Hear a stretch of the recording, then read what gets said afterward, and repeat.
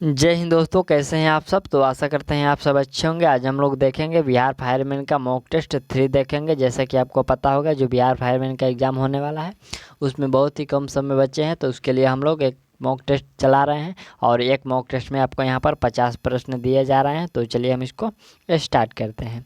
यहाँ पर हम लोग का जो पहला प्रश्न है कि निम्नलिखित में से भारतीय संविधान का कौन सा जो अनुच्छेद है बच्चों की शिक्षा के लिए अवसर प्रदान करने की जिम्मेवारी उनके अभिभावकों पर डालता है। तो ये जो उनके अभिभावकों पर डालता है वो अनुच्छेद 51 का ए हो जाएगा। ठीक, यहाँ पर आप लोग राइट आंसर अनुच्छेद 51 का ए कर लीजिएगा। देखिए, जो अनुच्छेद 51 का ए है ये 86वें संशोधन में जोड़ा गया था। 86वें संविधान संशोधन में जोड़ा गया था, जो कि ये 2002 में किया गया था। ठीक, आपको याद रखना है कि जो 86वें संशोधन है ये 2002 में किया गया था। और इसके अंतर्गत 6 से 14 वर्ष के जो बच्चे हैं उनको शिक्षा का अवसर प्रदान किया जाएगा निःशुल्क। ये बच्चों या उनके अभिभावकों पर प्रदान ये जो प्रभाव है ये डालता है। ठीक, चलिए अगला जो हम लोग का दूसरे नंबर प्रश्न है, प्रश्न कह रहा है कि होम रूल आंदोलन के संदर्भ में कौन सा कथन असत्य है। तो देखिए, जो होम रूल आंदोलन है इसके संदर्भ में कौन सा कथन असत्य है। तो देखिए, यह जो होम रूल लिंग आंदोलन भारत के विश्व युद्ध द्वितीय यानी कि भारत के द्वितीय विश्व युद्ध की प्रतिक्रिया थी, ये बिल्कुल गलत है। ये जो है द्वितीय विश्व युद्ध की प्रतिक्रिया नहीं थी। आपका इसमें राइट आंसर सी जो है गलत कर लीजिएगा। और ये होम रूलिंग आंदोलन हुआ था कब, तो ये 1916 में हुआ था। ठीक, आपको याद रखना है 1916 में। चलिए तीसरा जो हम लोग का प्रश्न है, यहाँ पर प्रश्न कह रहा है कि यदि वर्ष 2019 की कीमत सूचकांक 120 है तथा वर्ष 2020 की कीमत सूचकांक 130 है तो मुद्रास्फीति की दर क्या होगी। देखिए, यहाँ पर मुद्रास्फीति के लिए एक सूत्र होता है, उसी के द्वारा यह निकाला जाता है। यह सूत्र होता है एफ माइनस आई, यहाँ पर एफ माइनस आई और यहाँ पर बाई बाटे में आई हो जाता है और गुना 100 हो जाता है। ठीक, तो इसके जो एफ का मतलब होता है यहाँ पर अंतिम सूचकांक होता है, और यहाँ पर जो आई का मूल्य होता है, यह जो आई का अर्थ होता है आरंभिक सूचकांक मूल्य। तो हम लोग इस सूत्र पर जब हम लोग बैठाएंगे तो यहाँ पर हम लोग का हो जाएगा, पहले यहाँ पर 130 माइनस 120 करेंगे और फिर बाटे में हम लोग 120 करेंगे और यहाँ पर हम लोग को मल्टीप्लाई 100 से करना है।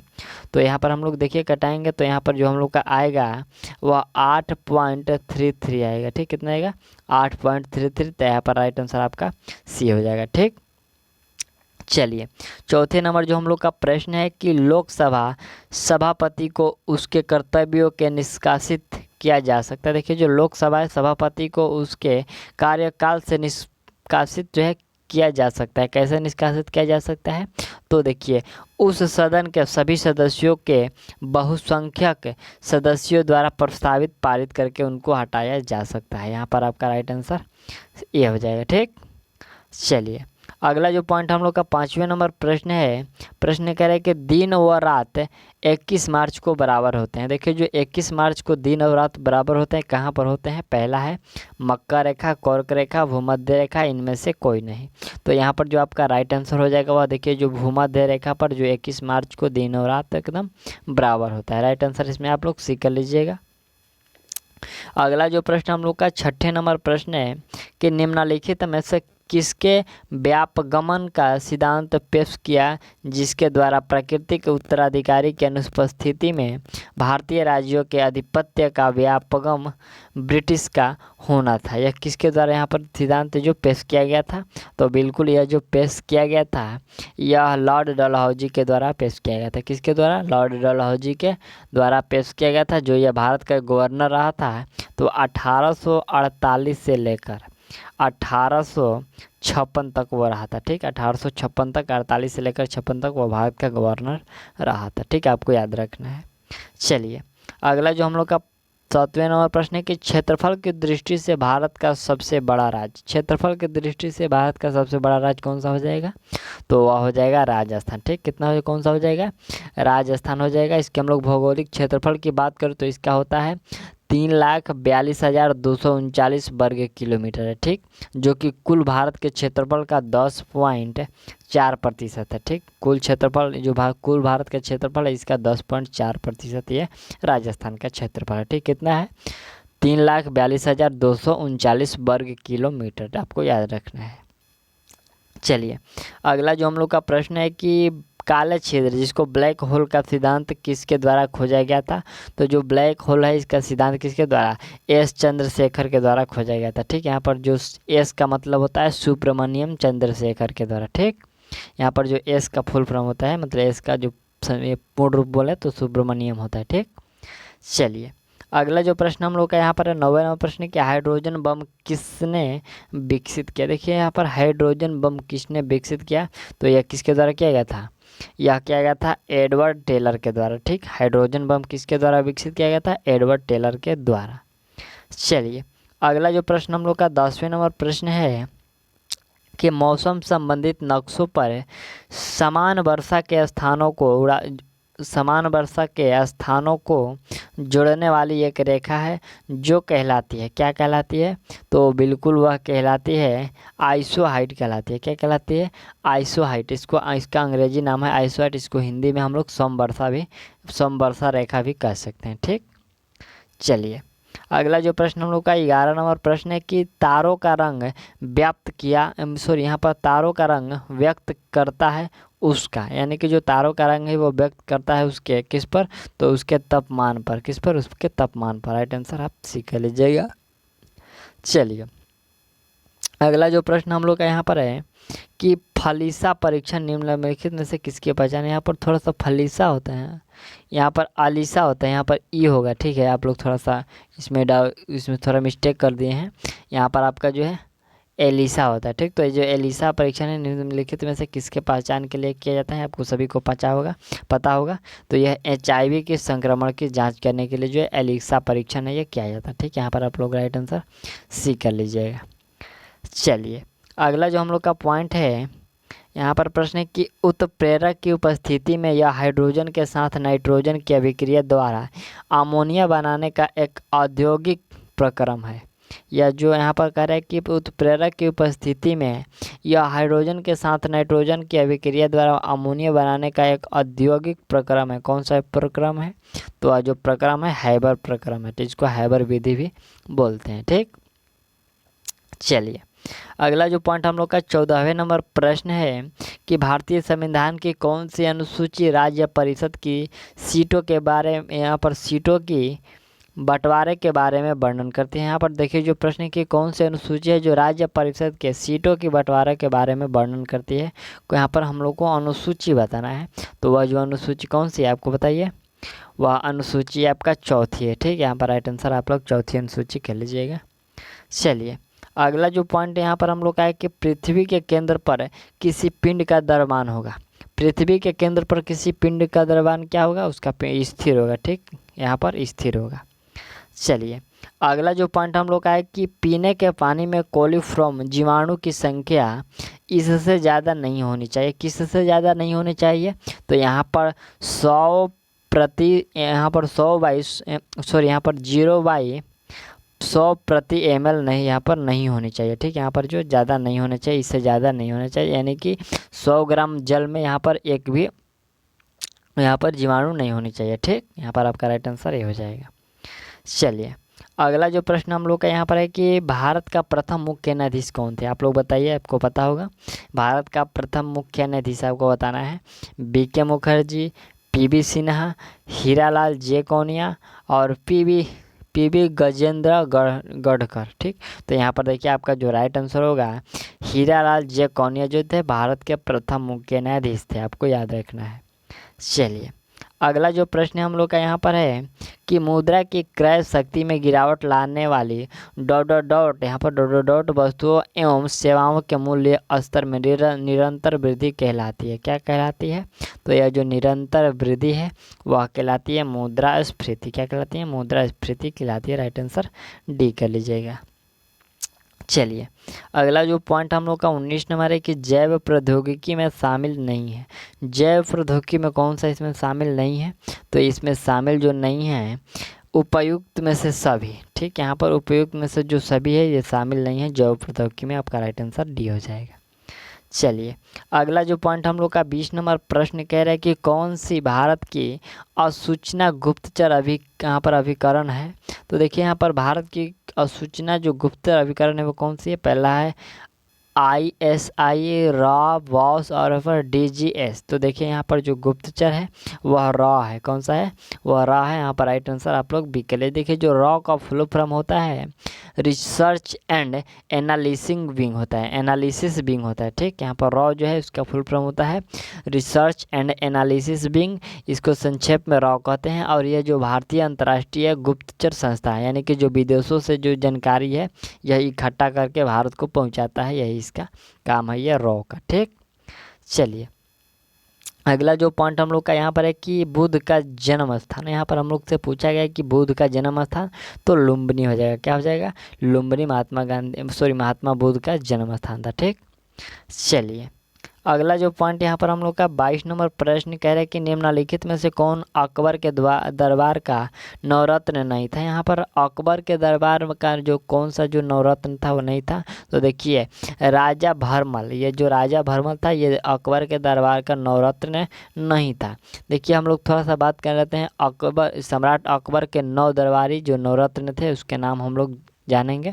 पहला थे अबुल फजल, दूसरा में फैजी, तीसरा में राजा मान सिंह, और यहाँ पर जो चौथे में थे मियाँ तानसेन, पाँचवें में राजा टोडरमल, छठे में अब्दुल रहीम, सातवें में खान और आठवें में फ़कीर अजाउद्दीन, और जो 9वें में थे मुल्ला दो पियाज। ठीक, यहाँ पर और यहाँ पर एक और थे जो राजा बीरबल भी थे, तो इसके जो क्या बोलते हैं इसके दरबारी में थे। ठीक, चलिए अगला हम लोग का पॉइंट है कि सौर मंडल का सबसे बड़ा ग्रह कौन सा है। देखिए जो सौर मंडल की सबसे बड़ा ग्रह की बात करें तो आपका बृहस्पति हो जाएगा। ठीक, चलिए अगला जो पॉइंट हम लोग का यहाँ पर 24 नंबर प्रश्न है कि निम्नलिखित में से कौन सा भारतीय राज्य सीमा पर स्थित नहीं है। कौन सा जो भारतीय राज्य सीमा पर स्थित नहीं है, तो ये मध्य प्रदेश जो है सीमा पर स्थित नहीं है, ये सबसे बीच में स्थित है। भारत के नक्शों की बात करें तो ये जो है आपको सबसे बीच में जो है आपका मध्य प्रदेश है। ठीक, चलिए अगला जो हम लोग का 25 नंबर प्रश्न है कि निम्नलिखित में से भारत के किस राष्ट्रपति की मृत्यु कार्यकाल में हुई थी। देखिए यहाँ पर हम लोग से प्रश्न है कि कौन से राष्ट्रपति थे जिनकी मृत्यु भारत के जो कार्यकाल में हुई थी, तो वह थे आपके डॉक्टर जाकिर हुसैन थे। डॉक्टर जाकिर हुसैन जो थे आपके भारत के प्रथम मुस्लिम राष्ट्रपति हुए थे। ठीक, और हम लोग यहाँ पर उनकी क्रम में बात करें तो वह तीसरे राष्ट्रपति थे। ठीक, भारत के तीसरे राष्ट्रपति थे, और यहाँ पर हम लोग जो मुस्लिम में बात करें तो ये मुस्लिम में प्रथम राष्ट्रपति थे। ठीक, आपको याद रखना है। चलिए अगला जो पॉइंट हम लोग देखते हैं, हम लोग का 26 नंबर प्रश्न कह रहा है कि वॉलीबॉल के मैदान का माप होता है। देखिए जो वॉलीबॉल का मैदान का माप होता है वहाँ पर हम लोग से क्षेत्रफल ही पूछा गया, समझिए कि तो आपको बताना है वो कितना होता है। तो देखिए उसका जो होता है आपका लंबाई की बात करें तो 18 मीटर, और उसकी चौड़ाई की हम लोग बात करें तो वह 9 मीटर होता है। ठीक, तो आपका राइट आंसर 1 कर लीजिएगा। ठीक, चलिए अगला जो प्रश्न हम लोग का 27 नंबर है कि साइना नेहवाल संबंधित है, किससे संबंधित है, तो यह बैडमिंटन से संबंधित है। ठीक, चलिए अगला हम लोग का पॉइंट है कि सार्क का अस्थायी सचिवालय कहाँ है। सार्क का जो अस्थायी सचिवालय है वो कहाँ पर है, तो काठमांडू में। ठीक, कहाँ पर है, काठमांडू में। इसकी स्थापना कब की गई थी, तो 1987 में। आपको याद रखना है सार्क की जो स्थापना कब की गई थी, 1987 में। चलिए अगला जो पॉइंट हम लोग का है कि किस तारीख को अंतर्राष्ट्रीय महिला दिवस मनाया जाता है। अंतर्राष्ट्रीय महिला दिवस की हम लोग बात करें तो यह 8 मार्च को मनाया जाता है। ठीक, कब मनाया जाता है, 8 मार्च को। चलिए अगला जो पॉइंट हम लोग का 30 नंबर प्रश्न कह रहा है कि सबसे अधिक समुद्री तट रेखा वाला राज्य। हम लोग से पूछा गया कि सबसे अधिक समुद्री तट रेखा वाला राज्य कौन सा है, तो आंख मूंद कर हम लोग को आंसर लगाना है गुजरात को। ठीक, चलिए अगला पॉइंट हम लोग का है कि भारतीय नाट्यम नृत्य का उद्भव हुआ था। ये जो भारतीय नाट्यम नृत्य का उद्भव हुआ है ये कहाँ पर हुआ है, तो यह हो जाएगा आपका तमिलनाडु में। ठीक, आपका राइट आंसर बी के लीजिएगा, तमिलनाडु। अगला जो पॉइंट हम लोग का 32 नंबर है कि राष्ट्रीय रक्षा अकादमी स्थित है। हम लोग राष्ट्रीय रक्षा अकादमी है जो कहाँ पर स्थित है, तो यह स्थित है आपको खड़कवासला में। कहाँ पर स्थित है, यह खड़कवासला में स्थित है। आपको राइट आंसर सी कर लीजिएगा। ये खड़कवासला कहाँ स्थित है, तो महाराष्ट्र में, महाराष्ट्र पुणे में स्थित है। ठीक, चलिए अगला जो प्रश्न हम लोग का 33 नंबर प्रश्न है कि थल सेना में यहाँ पर कमीशन्ड अधिकारी का उच्चतम रैंक कौन सा होता है। यहाँ पर हम लोग से पूछा है कि जो थल सेना में कमीशन्ड जो अधिकारी है उसका उच्चतम रैंक क्या होता है। तो बिल्कुल वह जो उच्चतम रैंक होता है वो कौन सा होता है आपको बताना है। तो वह होता है जनरल होता है। ठीक, कौन सा होता है, जनरल होता है। इससे भी पहले एक होता है जो होता है यहाँ पर फील्ड मार्शल होता है, दूसरे नंबर पर जनरल और तीसरे नंबर पर होता है आपका लेफ्टिनेंट जनरल। तीसरे नंबर पर कौन सा होता है, लेफ्टिनेंट जनरल, और चौथे नंबर पर मेजर जनरल होता है। और यहाँ पर हम लोग चौथे नंबर पर, हम 5वें नंबर पर बात करें तो ब्रिगेडियर होता है। ठीक, तो आपको याद रखना है ये जो हम लोग का प्रथम इसमें पूछा गया है यहाँ पर उच्चतम रैंक, तो इसमें जनरल होगा। ठीक, यदि यहाँ और हम लोग से प्रथम पूछता तो हम लोग फील्ड मार्शल कह सकते थे। ठीक, चलिए अगला जो पॉइंट हम लोग का 34 नंबर प्रश्न है कि भारत रत्न से संबंधित नहीं है, सम्मानित नहीं है, यानी कि भारत रत्न किनको नहीं दिया गया है। तो देखिए बहुत दुख की बात है कि महात्मा गांधी को भारत रत्न नहीं मिला है। ठीक, तो आपका राइट आंसर आप लोग इसमें डी कर लीजिएगा। चलिए अगला जो पॉइंट हम लोग का 35 नंबर प्रश्न है कि निम्न में से कौन सी झारखंड की सर्वाधिक लोकप्रिय संगीत शैली, झारखंड की सबसे सर्वाधिक लोकप्रिय शैली कौन सी है, संगीत शैली कौन सी है। तो वह बिल्कुल वह है आपका धमसा। कौन सी है, वह धमसा है। राइट आंसर आप लोग सीख कर लीजिएगा। चलिए अगला जो पॉइंट हम लोग का यहाँ पर है 36 नंबर प्रश्न कह रहे कि चोल साम्राज्य के संस्थापक का नाम बताइए जिसने तंजौर पर कब्जा किया और जिसके बाद आदित्य प्रथम राजा बना। वह संस्थापक का नाम बताना है हम लोग का। तो वो कौन था, वह विजयालय, यहाँ पर विजयालय था। ठीक, कौन था वह, विजयालय। राइट आंसर आप लोग इसमें डी कर लीजिएगा। ठीक, और ये चोल वंश की संस्थापना कब की, तो यह किया गया था 885 ईस्वी में। ठीक है, आपका राइट आंसर 885 ईस्वी में ये जो है ये स्थापना किया गया था चोल साम्राज्य का। ठीक, चलिए अगला जो प्रश्न हम लोग का है कि औरंगाबाद किस नदी के किनारे पर स्थित है। देखिए जो औरंगाबाद है ये किस नदी के तट पर स्थित है, तो यह खाम नदी के तट पर स्थित है। ठीक, औरंगाबाद किस नदी के तट पर स्थित है, तो खाम नदी के तट पर स्थित है। चलिए अगला जो पॉइंट हम लोग का 38 नंबर प्रश्न कह रहा है कि निम्न में से कौन सी पूर्व प्रधानमंत्री I.K. गुजराल की आत्मकथा। यहाँ पर हम लोग से पूछा गया कि प्रधानमंत्री जो पूर्व में थी I.K. गुजराल, उसकी आत्मकथा कौन सी है इसमें से। तो यहाँ पर देखिए मैटर्स ऑफ डिस्क्रिप्शन, ये जो मैटर्स ऑफ डिस्क्रिप्शन है ये I.K. गुजराल की आत्मकथा है। ठीक, चलिए अगला जो प्रश्न हम लोग का है कि सीमेंस किसकी इकाई है। देखिए सीमेंस जो है किसकी इकाई है, यह इकाई है आपको यहाँ पर विद्युत चालकत्व, यहाँ पर विद्युत चालकत्व का जो है इकाई है जो सीमेंस है। ठीक, चलिए अगला जो प्रश्न हम लोग का 40 नंबर प्रश्न है कि 1970 में मिस्र एशिया पैसिफिक का किताब जीतने वाली पहली भारतीय प्रतिभागी कौन बनी। देखिए यहाँ पर 1970 में मिस एशिया पैसिफिक का किताब जीतने वाली प्रथम भारतीय प्रतिभागी कौन बनी। तो कौन बनी, वह बनी थी यहाँ पर जिन्नत अमान। कौन बनी थी, जिन्नत अमान। आपको राइट आंसर सी हो जाएगा। चलिए अगला जो प्रश्न यहाँ पर हम लोग से पूछा गया है कि भारतीय संविधान में याचिकाएं और द्विसदनीय पद्धति किस देश से संबंधित, यहाँ पर संविधान से प्रेरित है। यानी कि जो हम लोग के संविधान में द्विसदनीय पद्धति है ये किस देश से लिया गया है।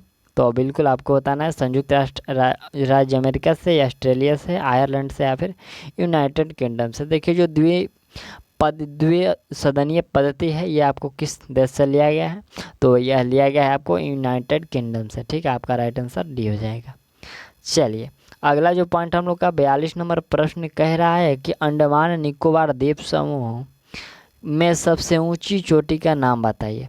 अंडमान निकोबार द्वीप समूह में सबसे ऊंची चोटी कौन सी है, तो वह चोटी है आपका सैंडल चोटी। कौन सी चोटी है, सैंडल चोटी, जिसकी हम लोग ऊंचाई की बात करें तो 731 मीटर है। ठीक, कितनी है, 731 मीटर इसकी ऊंचाई है। चलिए 43 नंबर जो हम लोग का प्रश्न है कि कौन सी मिश्र धातु में कांसा, सीसा और टीन होते हैं। कांसा, सीसा और टीन किस मिश्र धातु में होते हैं आपको बताना है। तो यह देखिए रोज मेटल में होता है। ठीक है, रोज मेटल में ये तीनों होते हैं। अगला जो प्रश्न हम लोग का है कि शक्ति P, प्रवाह I और प्रतिरोध R के बीच क्या संबंध है। यहाँ पर हम लोग से पूछा गया कि शक्ति P, प्रवाह I और प्रतिरोध R के बीच का संबंध क्या है। तो यहाँ पर आपका राइट आंसर हो जाएगा P बराबर है I²। यहाँ पर P बराबर I² R हो जाएगा। यहाँ पर आपको राइट आंसर डी कर लीजिएगा। देखिए यहाँ पर ये जो A है इसके पावर में होगा A, I के पावर में 2 होगा, तो यहाँ पर आपका राइट आंसर डी कर लीजिएगा। ठीक, चलिए अगला जो पॉइंट हम लोग यहाँ पर भी थोड़ा सा मिस्टेक हो गया। यहाँ पर देखिए क्लोरोफॉर्म का सूत्र क्या होता है। तो क्लोरोफॉर्म का सूत्र आपको बताना है, यह क्या होता है। बिल्कुल बिल्कुल आप लोग बताइए। तो देखिए यहाँ पर जो आपका राइट आंसर होगा, क्लोरोफॉर्म का हम लोग से सूत्र पूछा गया है और हो जाएगा CHCl3। ठीक, क्या हो जाएगा, क्लोरोफॉर्म का सूत्र क्या होता है CH। यहाँ पर फिर से हम लोग लिख देते हैं CHCl3। ठीक, ये क्लोरोफॉर्म का सूत्र होता है। यहाँ पर आप लोग राइट आंसर बी कर लीजिएगा और यहाँ पर थोड़ा सा सी कर लीजिएगा। ठीक, 3 कर लीजिएगा। चलिए अगला जो पॉइंट हम लोग का यहाँ पर है 46 नंबर प्रश्न है कि 1773 के विनियमन अधिनियम के दोषों को दूर करने के लिए ब्रिटिश संसद द्वारा पारित किया गया कौन सा अधिनियम, जो ईस्ट इंडिया कंपनी अधिनियम 1784 के नाम से भी जाना जाता है। कौन सा अधिनियम है जो 1784 के नाम से भी जाना जाता है। तो बिल्कुल वह जो अधिनियम है आपका पिट्स इंडिया एक्ट, वह जो पिट्स इंडिया एक्ट है ये आपको 1784 अधिनियम के नाम से भी जाना जाता है। चलिए अगला जो प्रश्न हम लोग के यहाँ पर है 47 नंबर प्रश्न है कि ब्लैक फॉरेस्ट, यहाँ पर ब्लैक फॉरेस्ट एक बड़ी वनाच्छादित पर्वत श्रृंखला है जो डॉट में पाई जाती है, कि वह कहाँ में पाई जाती है। तो देखिए जो ब्लैक फॉरेस्ट है ये आपको पाई जाती है जर्मनी में। कहाँ पर पाई जाती है, यह जर्मनी में पाई जाती है। चलिए अगला जो प्रश्न हम लोग का 48 नंबर प्रश्न है कि अमरोहा का युद्ध, यहाँ पर देखिए अमरोहा का युद्ध 1305 ईस्वी में दिल्ली सल्तनत को किसके ऊपर विजय प्राप्त हुई। देखिए यहाँ पर हम लोग से पूछा गया कि जो अमरोहा का युद्ध है या तो आपको याद रखना है कि यह 1305 में हुआ था और दिल्ली सल्तनत को किसके ऊपर विजय प्राप्ति हुई। तो इसमें जो विजय प्राप्ति हुई यह हुआ था मंगोल सेना के ऊपर। ठीक है, यहाँ पर राइट आंसर आप लोग सीख लीजिएगा। चलिए अगला जो प्रश्न हम लोग का है कि 49 नंबर के टीबिया किसका भाग है। टीबिया किसका भाग है, तो ये देखिए टीबिया जो भाग है यह पैर का है। ठीक है, आप राइट आंसर डी कर लीजिएगा। अगला जो हम लोग का 50 नंबर यानी कि हम लोग का अर्धशतक पूरा करने वाला है हम लोग का जो 50वें नंबर प्रश्न है, कह रहा है कि भारतीय संविधान के किस भाग में चुनाव पर अनुच्छेद है। देखिए यहाँ पर चुनाव पर अनुच्छेद है किस भाग में, तो वहाँ पर हम लोग से भाग ही पूछा गया। तो जो भाग हम लोग का 15 है उसमें चुनाव पर अनुच्छेद है। ठीक है, यहाँ पर आपका राइट आंसर ए करें। देखिए भाग 15 में 324 से लेकर 329 तक ये सब है चुनावों में शामिल किया गया। ठीक, तो आप लोग राइट आंसर इसमें ए कर लीजिएगा। तो हम लोग इस जो हम लोग का मॉक टेस्ट सीरीज 3 था इसमें हम लोग 50 जो क्वेश्चन है कंप्लीट कर लिया और आशा करते हैं कि आप इसमें 35-40 प्रश्न को सही कर पाए होंगे। जो प्रश्न का लेवल है यहाँ पर